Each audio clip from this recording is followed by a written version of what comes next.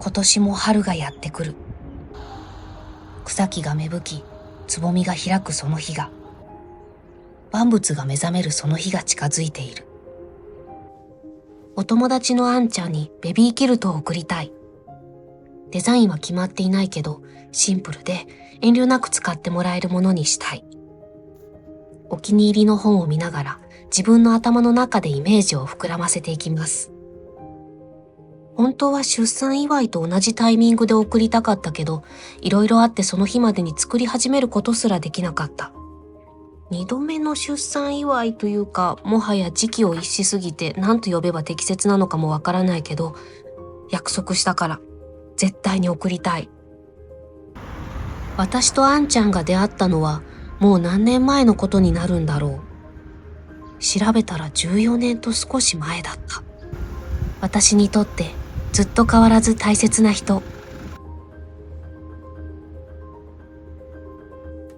どんなパターンにするか決められないまま、ただただ時間だけが過ぎていく。そんな毎日。そんな時は先に使いたい布から決めていこう。植物や木をイメージしたものが好きだというあんちゃんにぴったりだと思ったこの布を主役にする。森にはたくさんの花が咲き乱れるだけではなく、きっとたくさんの動物たちが遊びに来ているはず。ふとそう思って生き物の柄を集めて並べてみているうちに、なんとなくキルトのテーマが決まってきた。まず何よりもあんちゃんが暮らしの中で、例えば置くだけで花束を飾ったかのように色を楽しめるもの。それと同時に赤ちゃんがみんなと一緒にキルトの中にいる生き物たちを探して楽しめるもの。ウォーリーを探せならぬ生き物たちを探せ。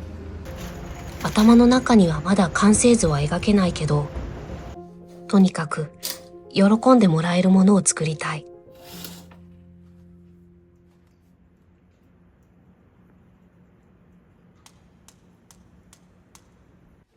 キルトを膝にかけたりお昼寝しながら生き物を探して遊べるキルト。男の子だから車とか飛行機の方がいいのかな。私の弟は働く車の歌が大好きだった。でも車柄の生地とか持ってないし、いっそのことアップリケしちゃう？でもアップリケだとどうしても強度が気になる。汚れたら遠慮なく洗濯機で洗ってほしいから、できればアップリケはなしがいいよな。どうしよう。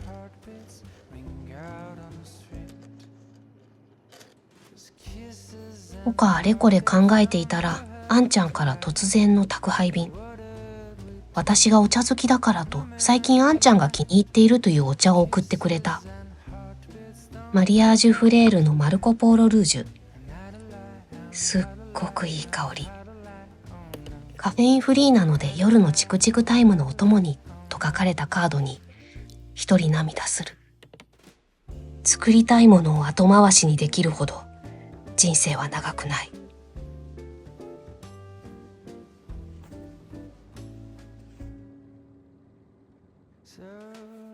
とにかく最初はぐちゃぐちゃでいいから、まずは頭の中を書き出してみる。こんなの書いてどうするの？そんなレベルでいいから書きながら考える。とにかく手を動かす。他人にとってはモノクロの落書きだったとしても、私の頭の中ではあの布、この布、カラフルな色や柄で溢れている。そしていろいろなパターンも考えたけれど、やっぱり私は四角つなぎが最強な気がする。もちろん自分が四角つなぎが好きってこともあるけど、最もシンプルで最も自由なつなぎ方。花柄や動物柄も主役として生きるだろうしね。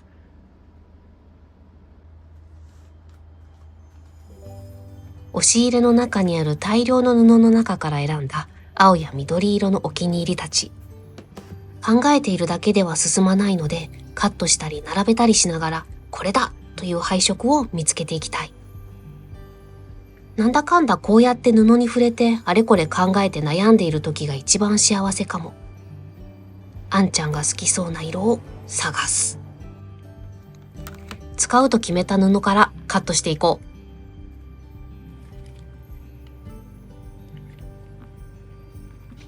まず端を切り落として何センチ幅でカットするか悩んだ結果、8センチ幅でカットします。一つのピースが小さすぎると生き物たちが見えなくなる気がして少し太めにカットしました。個人的にはそういった柄を無視して色だけ見る使い方も好きだけど、今回はお花も生き物たちもその姿形がはっきりとわかることが重要なので、いつもより太めのストリップ布にしました。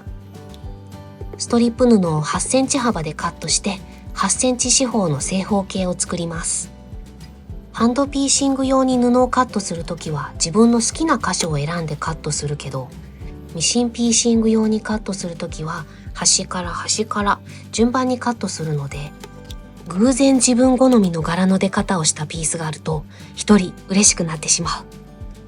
パッチワークってどうしてこんなに楽しいんだろう。8センチに満たなかった端切れはまた整理整頓してどこかで使います。それも楽しみ。大柄を思い切ってカットするのが好き。黄色中心のピースもあれば青色中心のピースもある。こちらは濃いピンクに淡いピンク。同じ1枚の生地だったはずなのにバリエーション豊かになってまるで複数の生地をカットしたみたい。でも元はやっぱり1枚の生地だからちゃんと全体のバランスが取れる気がする。大柄大好き。メインで使う予定の生地がカットできました。枚数は適当です。足らなければまたカットすればいいし、余ったらまた別の何かに使うから OK。この調子でどんどんカットしていく。春の風、夏の光、秋の実り、冬に灯る明かり。積み重なっていく時を共に過ごしてもらえるように、広げてキルトケットにしたり、畳んで枕にしたり、あんちゃんのティータイムに膝掛けにしてもらったり、多用途に使ってもらえるように。ある程度カットできたら一度並べてみます。あんちゃんは私の作ったものなら何でも好きと言ってくれているけれど、じゃあ本当に何でもいいのかっていうと、それは違うと思うんだ。今この瞬間に自分に作ることのできる一番いいものを送るために、配色決めは最重要工程と言っても過言ではない。とにかく納得いくまで何度も並べ替え、自分が頭の中で想像していた雰囲気と目の前の配色が一致するまで何度でも並べ替える。中心はピンク系に決めた。私のセンスでと言われたら、やはりピンク要素も入れたいところ。まあ何より鹿がピンク色だしね。中心から3段目、4段目の色を近づけてみます。すごく好きな感じ。ピンクの鹿に、ケイフファセットとリバティがコラボした赤の花柄。あんちゃんも私も去年の万博でリバティ展に夢中だったので、こんな隠し要素も入れておきましょう。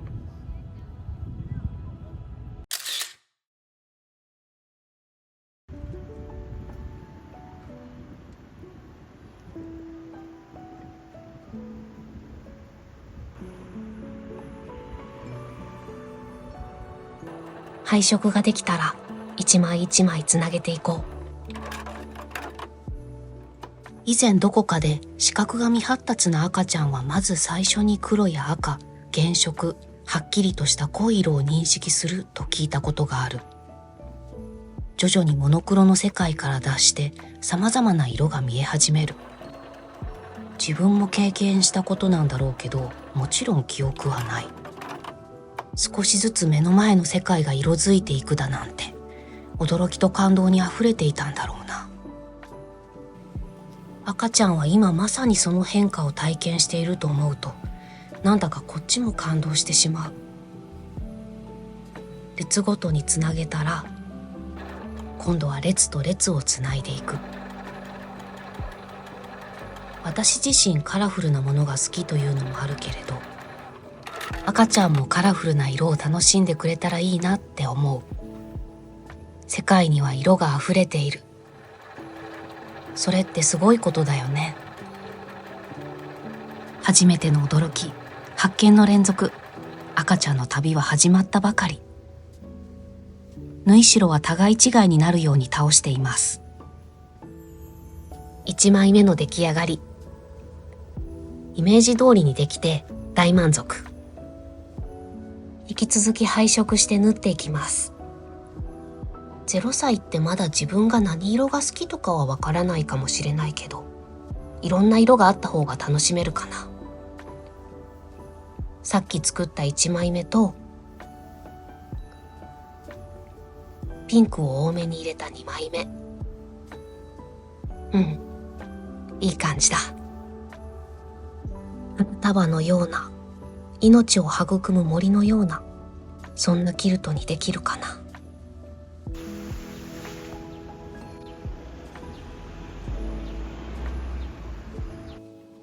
最初に作った2枚に雰囲気を合わせるようにして、1枚1枚配色して縫っていきます。全部で4枚になりました。枚数が増えると嬉しい。配色をしていると、あれもこれもと押し入れから布を出すから、すぐに部屋が散らかってしまう。おそらく、一生かけても使い切れない量の布がある。青や緑ってあまり使わないと自分で勝手に思っているだけで、実は結構な量を持ってるんだよな。これも本当に一部。1枚でも多く作品にできるように頑張らないと。5枚目は少しクリスマスっぽい感じの布を集めて作ることにする。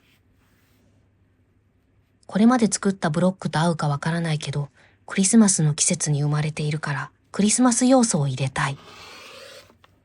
作ってみてあまりにも他のブロックから浮くようだったらどうするか考えなきゃだけど、まずは1枚作ってみよう。毎年クリスマスの季節が来たらお誕生日のお祝いをするね。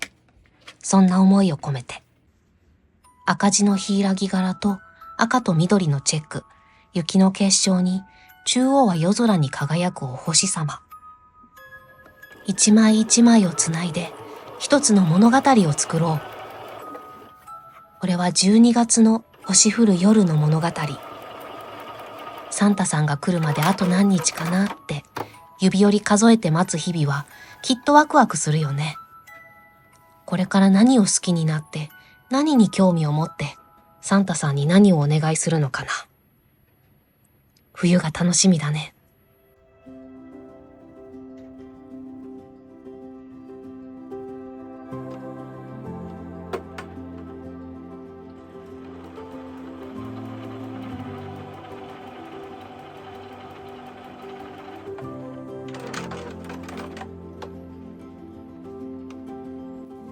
押し入れから布を出し入れしていたら見つけた何年も前に買ったお気に入り。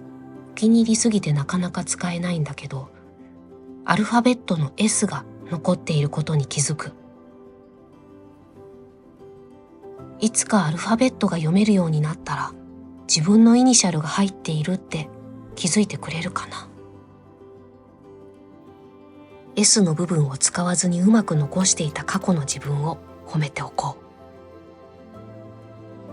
ミシンが使えない時間帯はカットしたり配色を決めたり、明日が来たら何をしようって毎晩ワクワクしている。私はこの人生が好きだ。朝と夜少しずつ時間をやりくりして限られた時を積み重ねる。二度と来ない今日を幾重にもつなぎ合わせるように。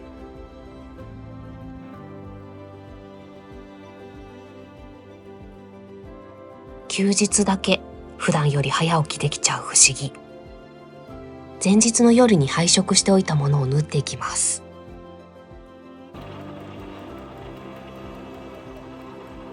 もちろん違うところもたくさんあるけど、あんちゃんと私の好みは似ているところも多い。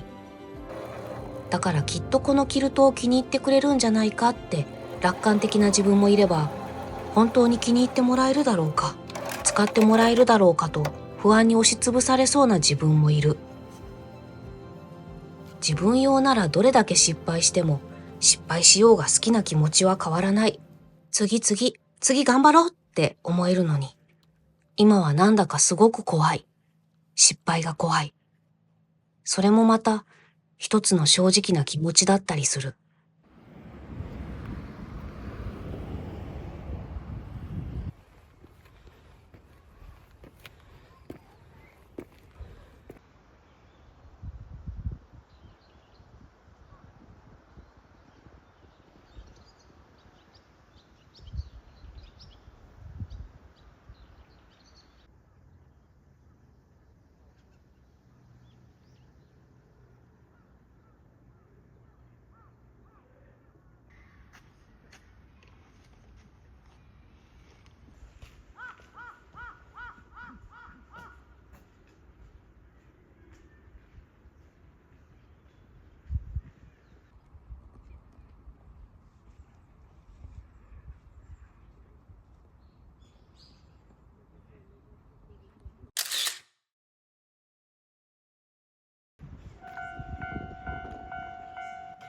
いつも気づいたら朝が来ていて、気づいたら出勤時間。休日が過ぎていくのが早すぎるんだよな。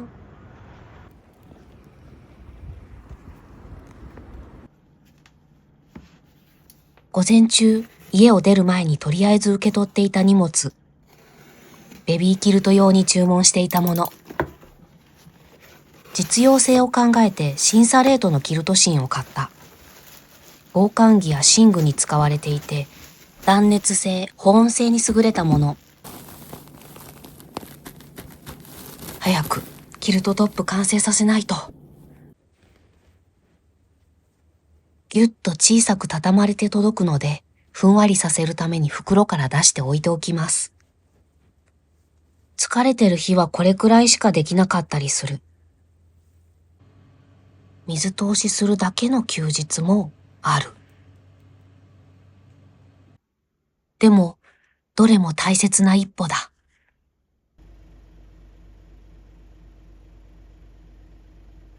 9枚のキルトブロックが縫い上がったら、配置を決めていきます。どのブロックを中心にするか、どのブロックを隣り合わせにするか。並べ方一つで印象が一気に変わる。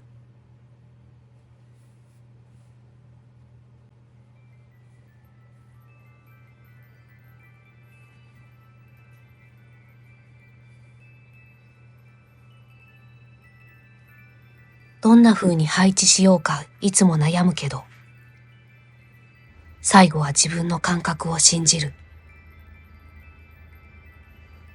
配置が決まったら縫い合わせて1枚のキルトトップを作る。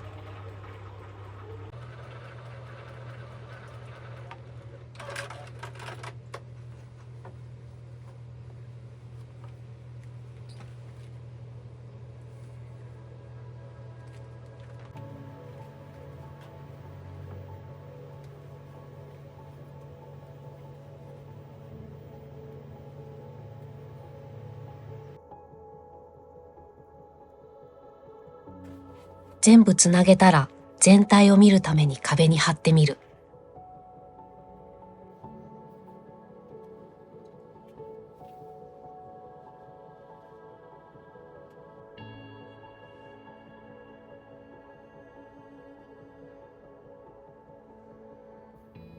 このままボーダーなしでもいい気がするけど、もう少し大きめの方が用途が広がると思うので、ボーダーをつけよう。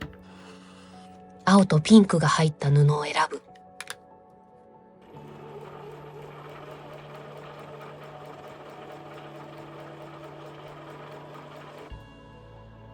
ボーダー縫い付けてみたけど、なんか納得いかない。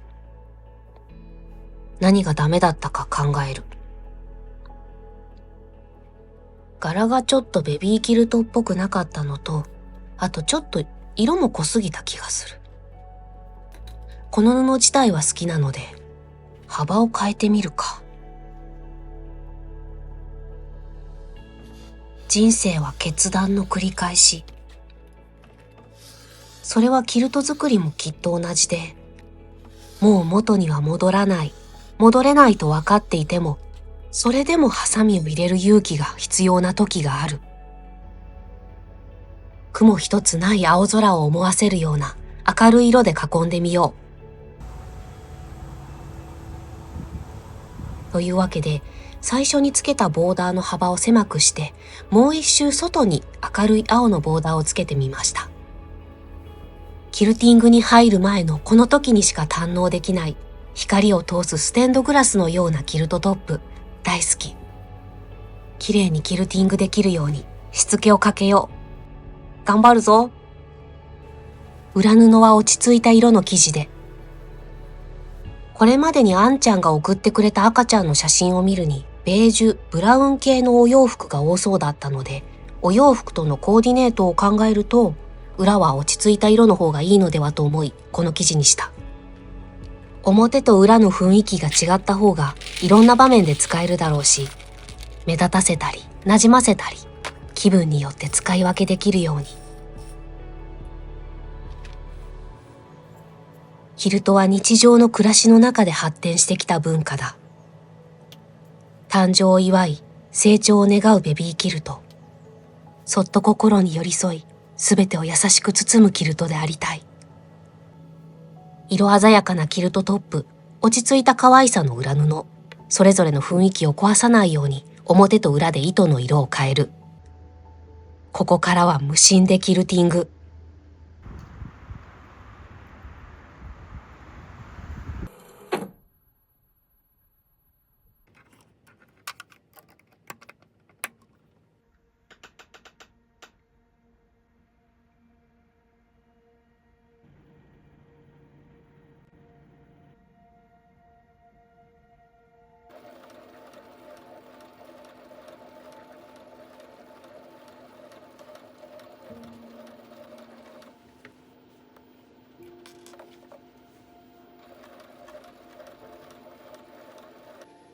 今のミシンに買い替える前に使っていたミシンは、大学時代に2、3万円で買った小さなミシンだった。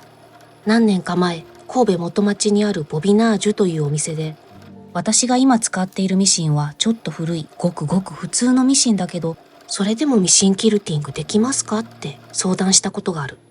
その時に教えていただいたのは、普通のミシンでも十分キルティングは可能なこと、針目を大きくするといいこと。ふとそのことを思い出して、今回は針目を 3.4 ミリにしてみた。あれからミシンは買い替えちゃったけど、あの日いろいろ相談したこと、ずっと覚えている。いろんな出会いがあって、いろんなアドバイスをもらって、自分なりに考えながら綺麗に作れる方法を模索していく。そういうところが面白い。針目 3.4 ミリでキルティングするとこんな感じ。寝具っぽくなったかな。私の自由な活動時間は基本深夜だけど、深夜はさすがにミシンを踏むわけにはいかず、毎日少しずつ早起きして少しずつやるしかない。でもそれは間違いなく一つの幸せ。自分のためのキルトと違って誰かのためのキルトを作っているときはずっと祈っているような気がする。どうか綺麗にできますように。どうか気に入ってもらえますように。あんちゃんとあんちゃんの大切な人たちがずっとずっと幸せでありますように。あんちゃんと一緒に台湾旅行に行った時に買った本。どうしてもこの出版社の本が欲しくて、予定に組み込んでもらった書店行き。中国女工、名もなき女性たちの伝統的な手仕事を民間で生まれた芸術として一冊にまとめたもので、装丁もとても美しい。世界中の女性に敬意を表して。私も自分の手仕事を残したい。そもそもベビーキルトをあんちゃんに送りたいと思ったのは、数年前の会話があったからだ。どうしてそんな話になったのかは覚えていないけれど、その一言はずっと覚えている。代々受け継がれるような手仕事に憧れるけど、私には子供がいないから言い残す人もおらず、自分の作ったものが自分がいなくなった後にどうなるのか想像もつかない。自分と同じようなものが好きな人のところにたどり着けるかな。そんな話をしていたらあんちゃんが言ったんだ。私が欲しい、大切にすると。その時からいつかキルトをプレゼントしたいと思っていた。これまで交わしてきた言葉、過ごしてきた時間がこの気持ちにつながっている。ずっと作りたかったキルト。キルトと一緒に成長していく様子を想像したら嬉しすぎて泣けると。その返信を見て私も泣いた。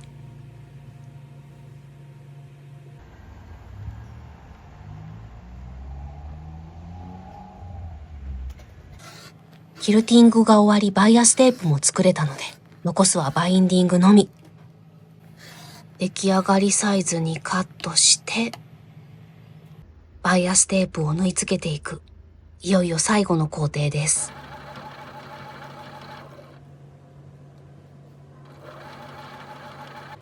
出来上がりが近づけば近づくほどこれでいいのか不安になってあんちゃんに写真を見てもらう。素敵。その一言を信じて、自分を信じて、あともう少し。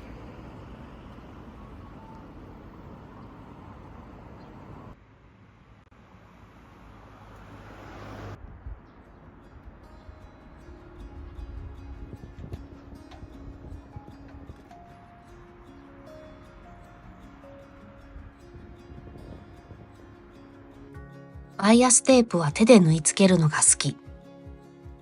ミシンのラインが入らないからなんだかぷっくり膨らんでより可愛い気がする。可愛くなれ。ゴールデンウィークも終わってあとは毎日隙間時間で祭り縫い。ベビーキルト完成したよって早く報告したいから。強度はミシンより劣るかもしれないけど、でも修理とかメンテナンスとかいつでも私が責任を持って引き受けるつもりなので気にせず日常使いしてほしいって思っている。あともう少しと思ってからが長いのが手作りあるある。赤ちゃんのぷくぷくした手が触れる、足が触れる、そんな光景を想像してラストスパート。最後に糸が出てこないようにきれいに隠して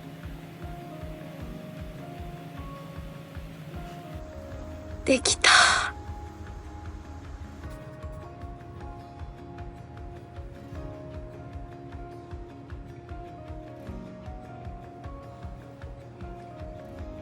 椅子にかけたり、ベッドにかけたり、壁にかけて飾ったり、自分の手を離れる前に近くから遠くから最後に確認。黄色いバラ柄はあんちゃんとシェアした布。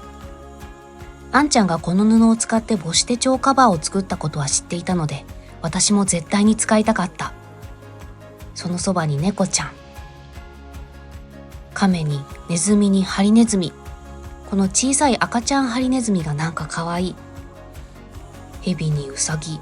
よく見るとカタツムリもいる。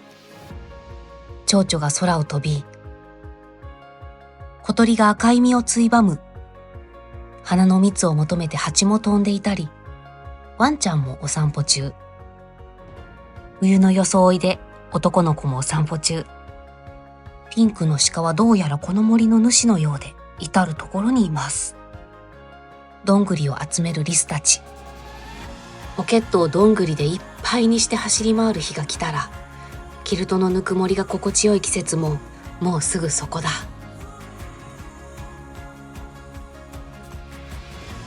たくさん食べて、たくさん寝て、たくさん笑って元気に大きくなってね。好きなことたくさん見つけて、いろんな人と語り合って、いろんなことに挑戦して、毎日が幸せでいっぱいでありますように。今日はベビーキルトを送る日だ。